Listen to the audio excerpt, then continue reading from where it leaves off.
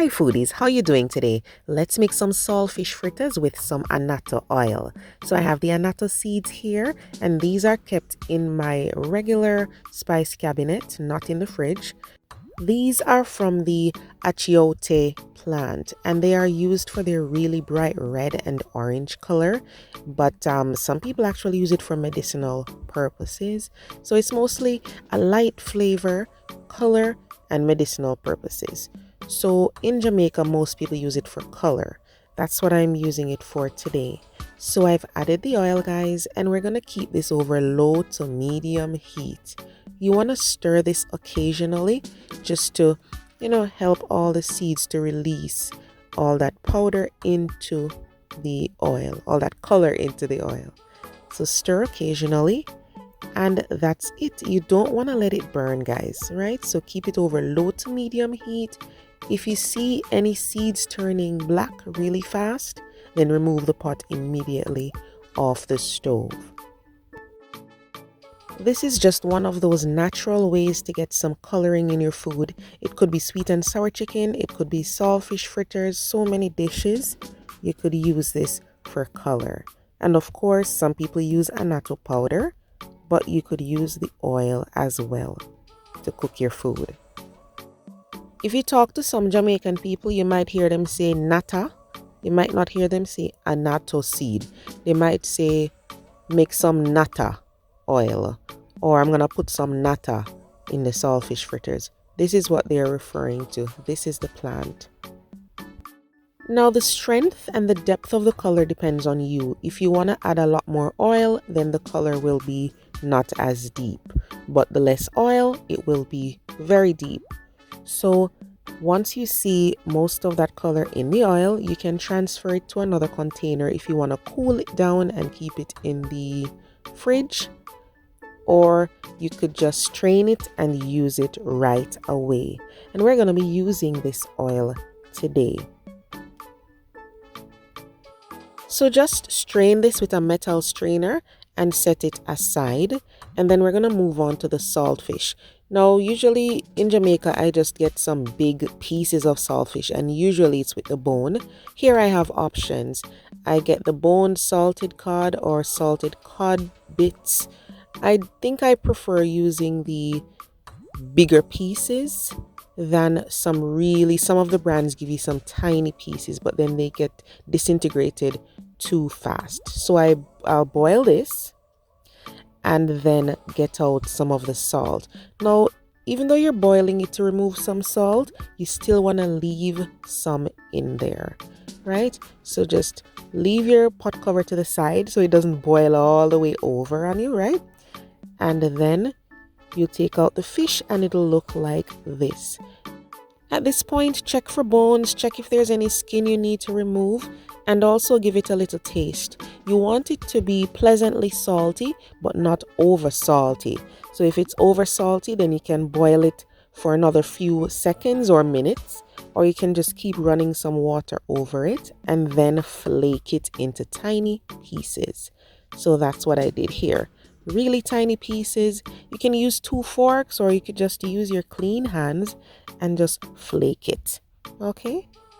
Now, let's pour that into a bowl. And remember, I said this should have some salt in it because you don't want to have to add salt to your batter.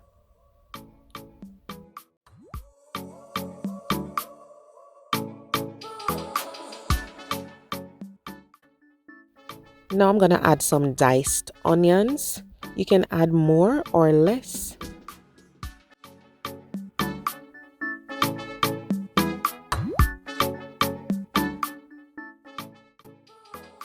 And then let's go in with some minced garlic. You could leave it out if you don't want to use it, but it definitely adds a little flavor there. And then some diced scallion.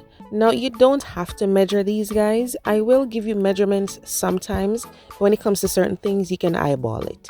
And then some diced bell peppers, or sweet peppers we call them in Jamaica. Really finely diced and different colors. And then some minced thyme leaves, fresh thyme. Do not use the dried one.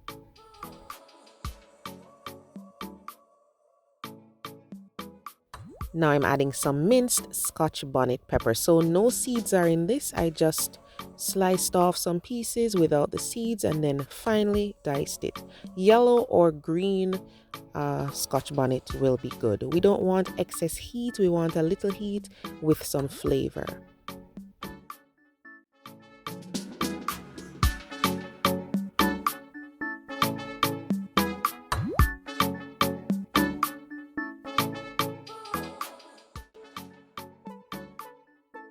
And of course, some black pepper. Black pepper is like saltfish best friend. It goes so well with it. So be generous. Don't overdo it, but be generous with the black pepper. And then we're going to go in with some flour. Now, everybody has their preference. Some people like a very thin, light fritter. Some people like it thick. So it depends on you. After making it several times, you get to understand what you prefer. So stir all of these together, and then we're going to be adding the water. And you just want to add enough water to make a batter. If you feel like you've added too much water, then you can go ahead and add a little more flour. Now, remember I said that you should let the saltfish boil to get out some excess salt, but you still want to have it a little salty. If you find that the saltfish wasn't salty enough, you can add some seasoning to the batter. Okay, now here's our annatto oil, guys. I had it in this jar. Just gonna pour it in the pan and start frying our fritters. So I'm using an ice cream scoop. You could use a small spoon, and these are gonna be really tiny, puffy, and not thin and flat. Everybody has their preference. Now usually I make them thin and flat. Today I'm going to be making them really small and puffy. So I'm not going to spread out the batter in the pan. And you'll notice the color from that annatto oil is going straight into the fritter, and it has that beautiful yellow color. So you want to fry these until the edges firm up. They'll be slightly golden brown. Remember that they're yellow, so you won't see that really deep brown color. So just look for a little golden brown on the edges, and you'll notice it starts to firm up. But don't fry it for too long. You don't want it to burn. Okay, especially when they're this small, I like to use a high temperature so they cook quickly instead of just sitting and soaking in oil. If you want to use less oil, go ahead. But trust me, if the oil is hot enough, they won't be greasy. I promise you. And then you can drain them on paper towel if you prefer, but I like to sit them on a wire rack so they can remain crispy. It all depends on you. If you feel like your fritters have soaked up oil, fine, put it on some paper towel. But if you maintain the heat, it shouldn't soak up a lot of oil. So I'll just rest them here and they are good to go. These are just beautiful. Look at that nice yellow color. What I find interesting is once you use the oil, all the color actually transfers to the fritters, and then your oil goes back to a neutral color. So I'm gonna fry some more of the batter, but this time I'm gonna do it the other way. So I will drop the batter in the pan and then spread it out. So we're gonna get a different result this time. The edges are gonna be nice and crispy. The fritter is gonna be thin, flat, crisp on the outside, light on the inside, and more of a floppy texture than a dense fritter. And you see, no yellow. I'm telling you, once you fry this stuff in the oil, the food absorbs the color and you end up with some neutral colored oil that you can use for something different. Okay, so here we are, guys, 2 kinds of saltfish fritters. Let me know what you prefer. You like thin or you like puffy? And make sure you try the recipe, guys. Look at this beautiful texture.